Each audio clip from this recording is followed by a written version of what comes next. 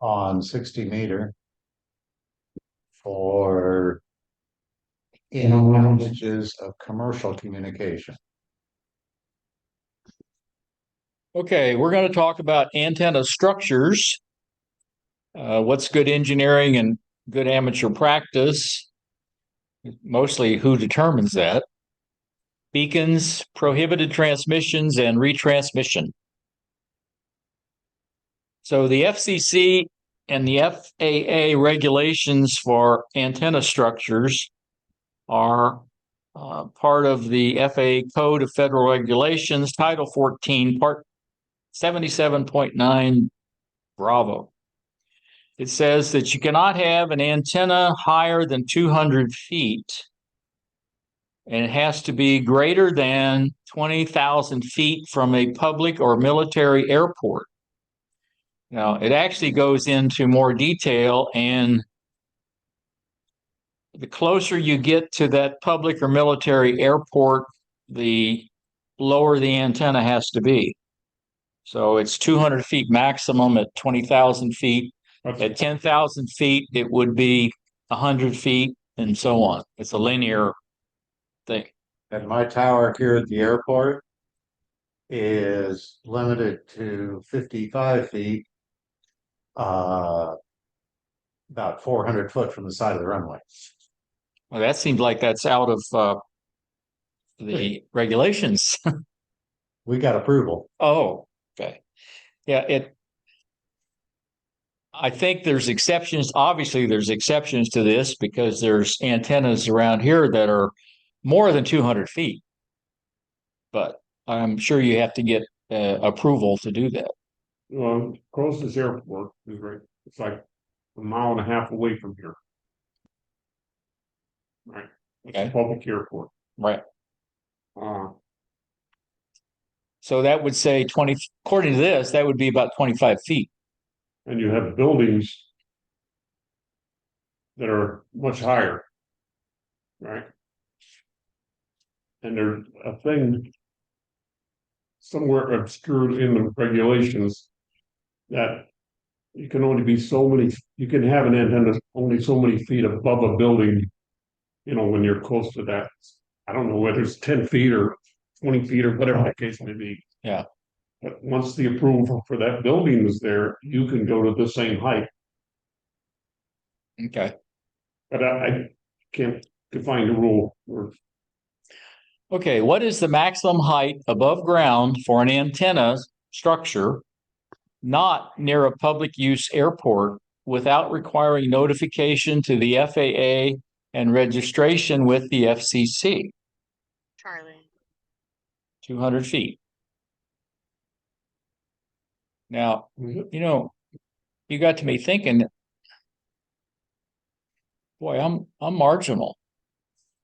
I'm probably less than 10 miles or 10,000 feet from the airport, and the top of my antenna is 50 feet. Oh, you're safe. You're safe. 12. There's 253 foot is the highest next to the airport here. Okay. Yeah. Okay. State and local governments like to get into people's business and restrict the size and type of antennas that amateurs can erect.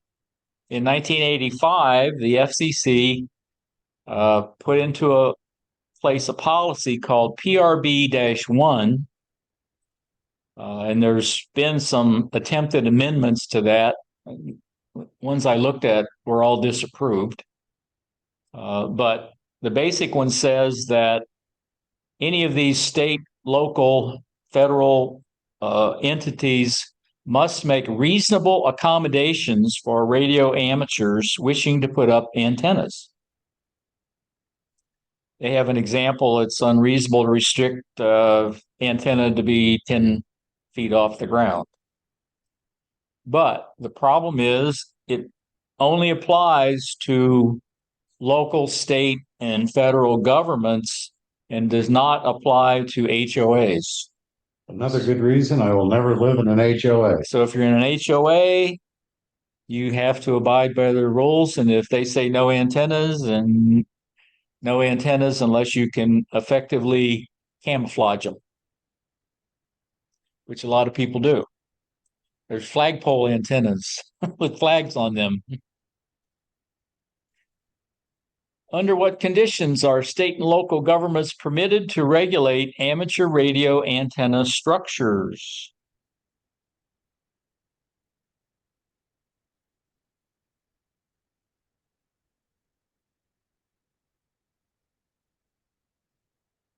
Lots of words in these. Yeah. Delta? Delta. They have to be reasonable, which isn't normal for those agencies, but It's not normal for a law. Yeah. I used this, this was in effect back in the sixties. And the city I was in did not allow TV antennas, external TV antennas. That rule got changed. And they had no idea that that one little Yagi on my 60-foot ham tower is actually a TV antenna.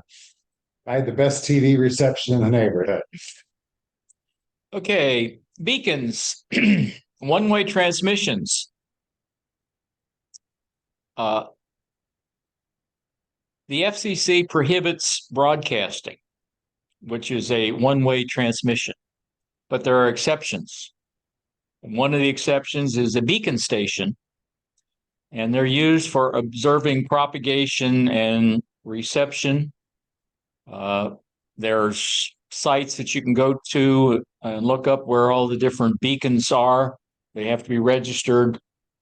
And if you're able to receive signal from that beacon, it tells you that the propagation between where you are and the beacon station is working.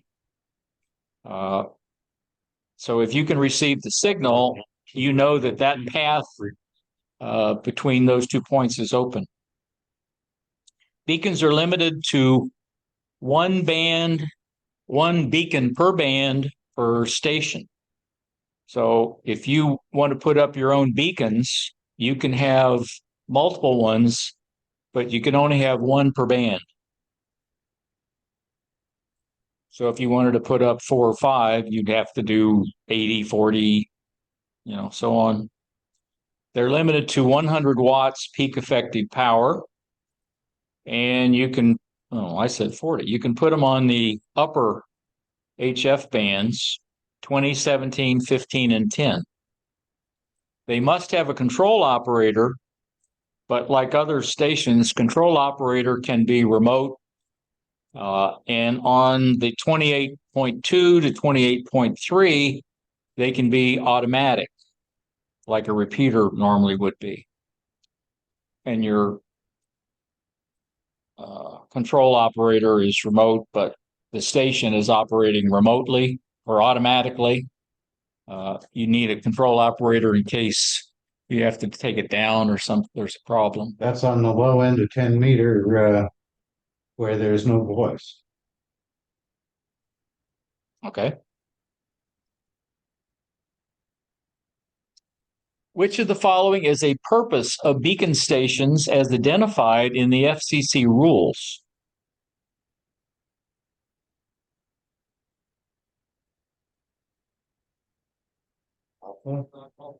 Alpha. Observation of propagation and reception.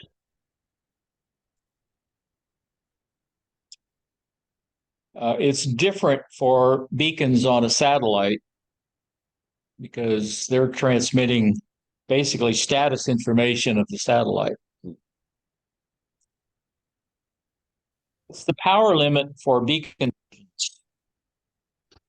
Charlie. 100 watts PEP. Which of the following conditions must beacon stations comply with which?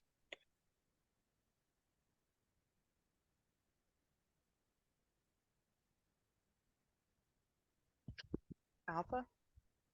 Alpha. You have one per band per location.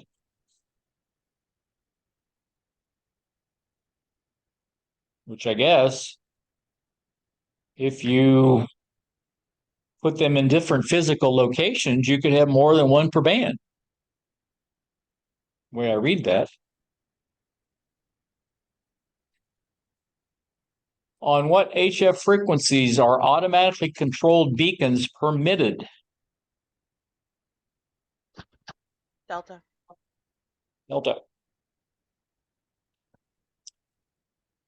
To avoid interference with propagation beacon stations, you should normally avoid transmitting on those frequencies.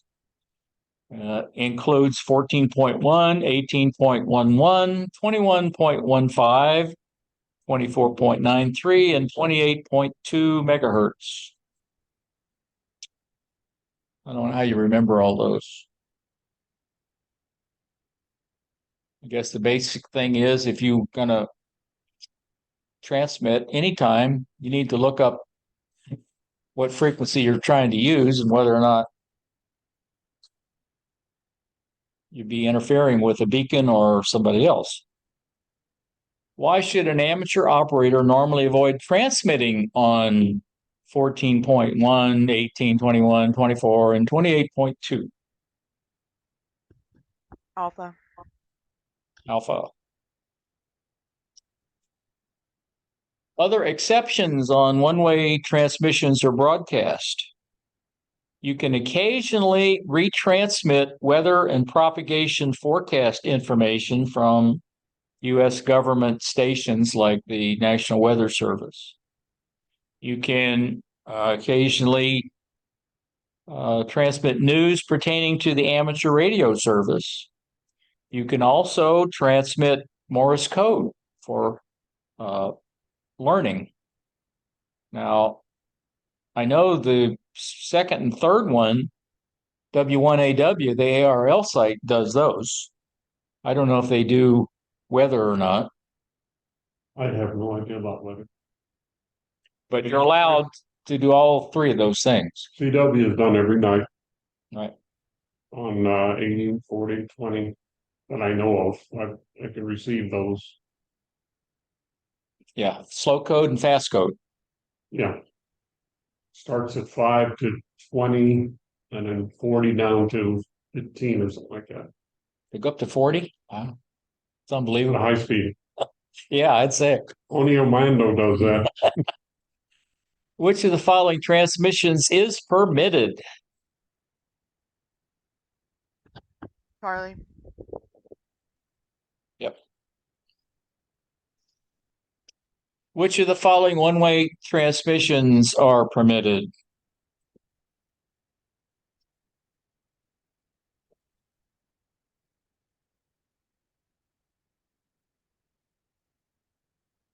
Remember, there were three things. Oh.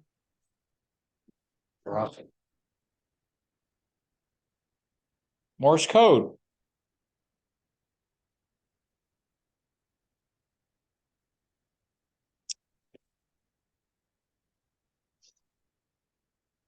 Hey, you. As we heard. One of the purposes of amateur radio, spelled out in Part 97.1, is the quoted continuation and extension of the amateur's unique ability to enhance international goodwill. Now,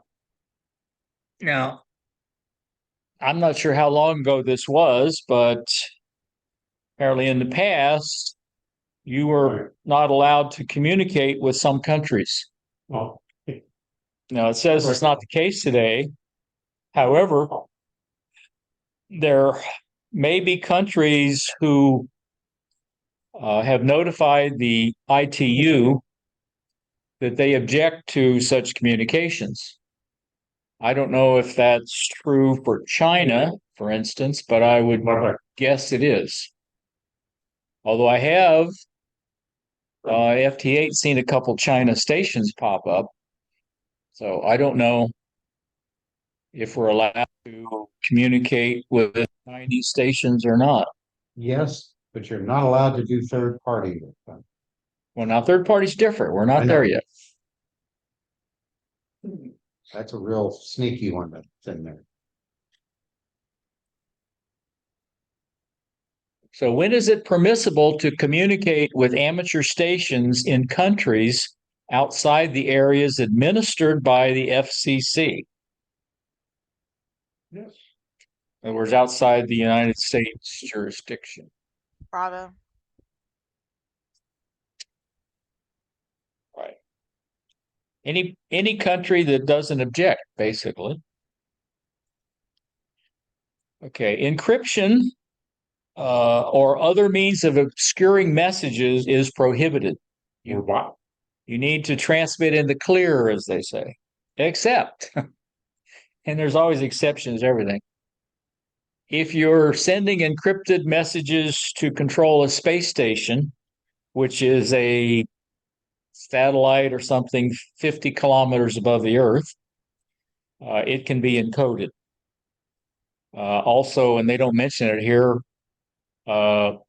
radio control models is an encoded transmission. That's one way. Yeah, but that doesn't come under the amateur radio. Yes, it does. 2.4 gigahertz. Yeah, but you don't have to have amateur radio license to control. No, but you can. I can with a radio amateur license, I can control a radio control airplane on that band. Okay. And Now, it's not a big deal because all you have to do is apply for an FCC license to do it without being an amateur. that's what I'm getting Right. at. I think you still have to apply for that license. I'm not Because sure. That's I mean, I have one anyway, but I don't Okay. know that I would have to. Abbreviations and procedural signals can be used as long as they're not obscuring the meaning of the message. In other words, you're using signals and abbreviations that are documented so everybody knows what it means, like the Q signals and the pro, whatever they're called, comes up next. Under NITA, Huh? rather than FCC, military gets to go around that, obscuring the meetings. Well, there's exceptions to the Yep. exceptions. We're not on amateur. That's not amateur radio. That's That's on the 60-meter band. Well, that's a weird one anyway. Yeah. And if you want to do a new digital protocol, because they come out occasionally, you have to document all the technical characteristics of it publicly. You don't necessarily have to file anything with the FCC, but you do have to document publicly document the protocol. like JTA. Right. What are the restrictions on the use of abbreviations or procedural signals in the amateur service? Bravo. Bravo.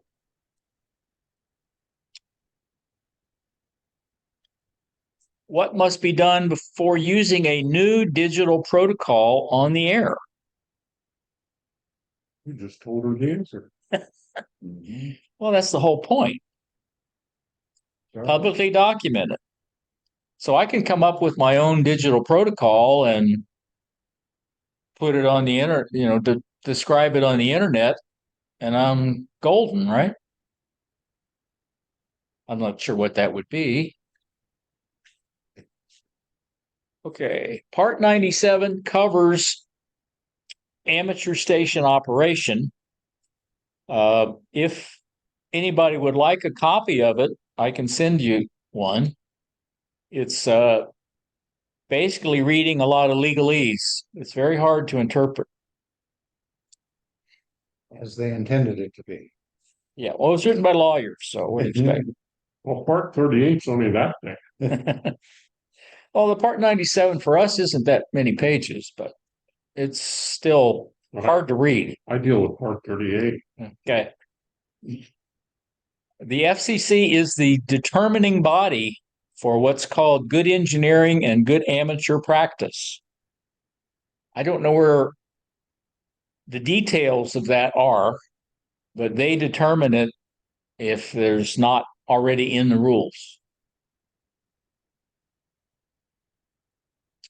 So who or what determines good engineering and good amateur practice as applied to the operation of an amateur station in all respects not covered by the Part 97 rules? Friendly Communications Commission. Friendly Communications Company. Okay.